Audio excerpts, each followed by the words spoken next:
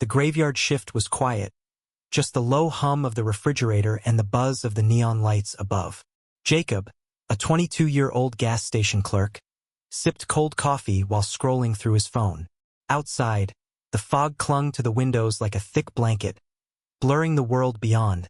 He glanced up as the back freezer door creaked open slightly, though no one else was there. The motion sensor light inside flickered like a dying candle, chalking it up to faulty wiring. He returned to the counter with a shrug. Minutes passed before he heard a dull, rhythmic knock-knock-knock from inside the freezer. Jacob froze, spoon halfway to his mouth, unsure if it was real or imagined.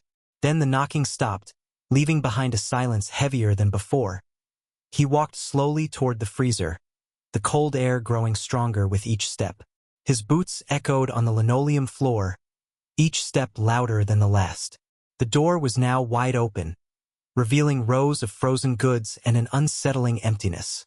"Hello?" He called out into the frosty room, his breath visible in the air. There was no response, only the whir of the freezer motor and a low mechanical hum. He backed away, locking the door just in case someone was messing around. He returned to the counter and checked the security monitor, rewinding to the last few minutes. The footage showed a figure in dark clothing entering the freezer, head slightly turned toward the camera. But the tape never showed the figure exiting. Jacob's blood ran cold as he fast-forwarded through the footage repeatedly, hoping he missed something. No exit, no motion, the figure had simply vanished inside. His heart pounded as he wondered if someone was still in there, hiding. Grabbing a flashlight and the store's small emergency bat, he approached the freezer again. The heavy door creaked as he slowly opened it, casting his light across shelves of frozen goods. Near the back, the beam caught something, a dark stain beneath a row of meat boxes. He stepped inside cautiously, the door slowly swinging shut behind him. The temperature dropped quickly, numbing his fingers and making the air feel thicker. Then he heard a whisper, barely audible, saying, "Help me?" Jacob spun around, flashlight beam jerking wildly across the steel walls and crates. No one was there, yet the whisper sounded right next to his ear.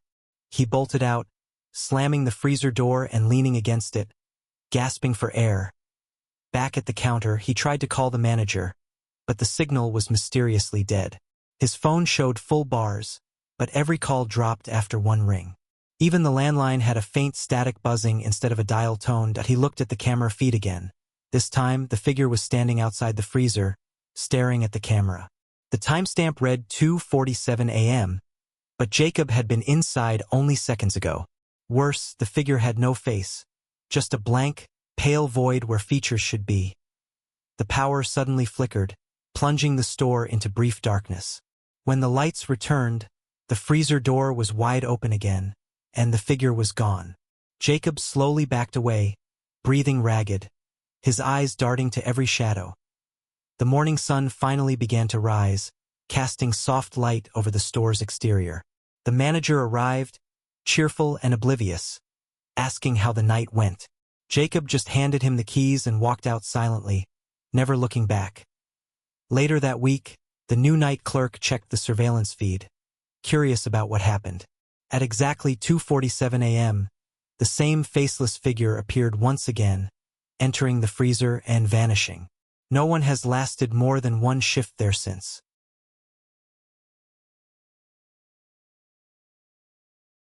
Emily, a 28-year-old night nurse, began her shift on the dimly lit 5th floor of St. Grayson's Psychiatric Hospital. The patients were already asleep, and the only sounds were the occasional beeping monitors and distant intercom buzzes. She preferred night shifts. They were quieter, lonelier, and for the most part, uneventful. Around 2:30 a.m., she saw another nurse in an old-style uniform enter room 512 without saying a word. The woman looked pale and distant, her hair tucked neatly under a white cap, her footsteps unnaturally silent. Emily found it odd that room had no scheduled checks at this hour.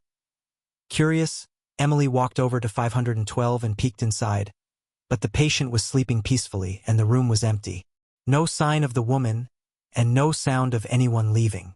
She chalked it up to exhaustion and returned to her station with a puzzled frown. Later, She casually asked her coworker Anna if any staff were floating between floors. Anna shook her head and said, "Nope, it's just us and Dr. Felix tonight." But when Emily described the nurse's uniform, Anna's face turned pale. "That sounds like the old Grayson uniform. They haven't used those in decades," Anna whispered. Emily laughed nervously, trying to dismiss the idea of seeing a ghost. Still, unease began to settle in her stomach like a weight. Around 3 a.m., she saw the same nurse again, walking slowly into room 509, eyes fixed forward, expression vacant. This time, Emily followed her immediately, but the room was empty once more. No footsteps, no sound, not even the swish of her uniform. Emily went back to the records room and searched the staff roster for the night. As expected, there was no one by that description assigned anywhere in the hospital. She even pulled archives from previous weeks. Still nothing. She began to feel watched, like someone was standing just behind her every time she bent over her clipboard. Once, when she turned around quickly, she saw the faint outline of someone passing a hallway mirror, but no one was there. The air around her felt cold, even though the heater was humming loudly.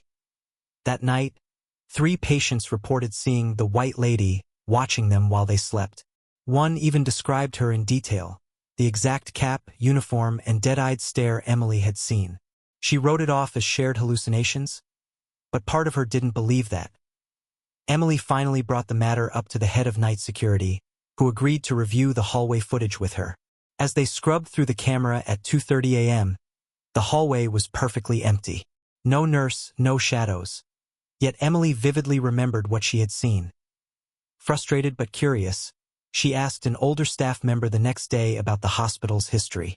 The woman hesitated, then mentioned a nurse named Margaret who died on duty in 1979 during a patient riot. She had bled out in room 512, the first room Emily saw her enter. Now, everything made a horrifying kind of sense. The room, the uniform, the silence. Margaret was known to still check on patients, according to longtime workers, especially when a patient was close to death. Emily realized the patients who'd seen her had all died within days. The next night, Emily returned for her shift, stomach knotted in fear but curiosity driving her forward. Every step past room 512 made her skin crawl with invisible static. She stood in front of the door and whispered, "Margaret, are you still helping people?" Suddenly, the door to 512 creaked open by itself. Slow, deliberate, and completely silent. Inside stood the ghostly nurse, her expression calm, her eyes deeply hollow yet strangely kind.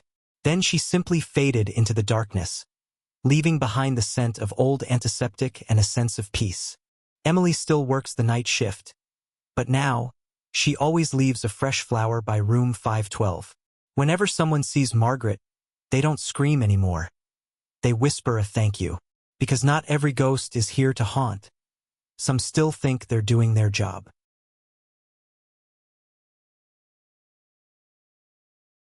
Marcus had worked the night shift as a security guard for over 4 years in a 27-story office building downtown. His routine was mindless. Hourly patrols, coffee breaks, and watching silent CCTV screens from a dark monitoring room. Most nights were quiet, until the night he noticed the man in the lobby at exactly 2:13 a.m. A tall man in a long coat appeared in the lobby, standing motionless in front of the entrance doors. He didn't approach the desk, didn't move or speak, just stared outward as if waiting for someone to arrive. Marcus assumed he was a client or employee and prepared to greet him, but when he looked up, the man was gone. Confused, Marcus checked the monitors again, rewinding the footage. The man had simply appeared between frames, no walking, no arrival, just one moment nothing, the next moment there. A cold sweat broke out on Marcus's neck as he leaned closer to the screen. He went down to check the lobby himself, flashlight in hand, heels echoing across the marble floor. It was completely empty, but the air was freezing cold, colder than usual for a sealed indoor space. The scent of something faintly metallic lingered, like old coins or dried blood. When Marcus returned to the control room, the same man was back on the screen, now seated calmly in one of the waiting chairs. He sat with perfect posture, hands folded, eyes staring blankly forward. But once again, he wasn't anywhere to be found when Marcus checked in person. Disturbed, Marcus reported the anomaly to his supervisor the next morning. The response was dismissive. Probably someone from the marketing team pulling an all-nighter. But Marcus knew no one had access at that hour, and the building was on lockdown.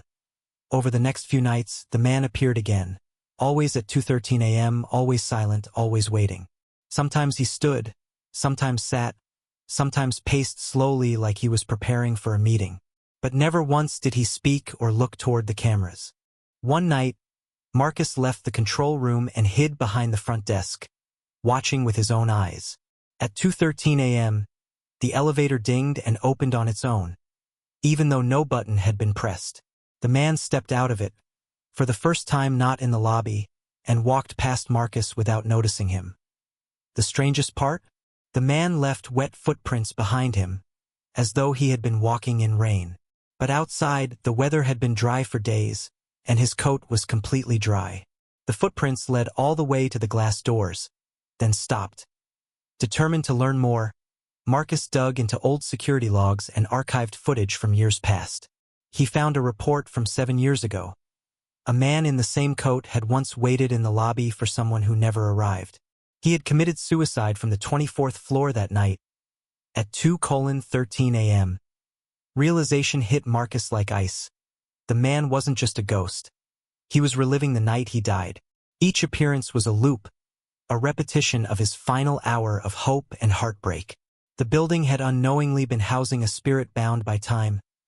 Marcus tried speaking to him once, walking into the lobby just before 2:13 and saying softly, "She's not coming."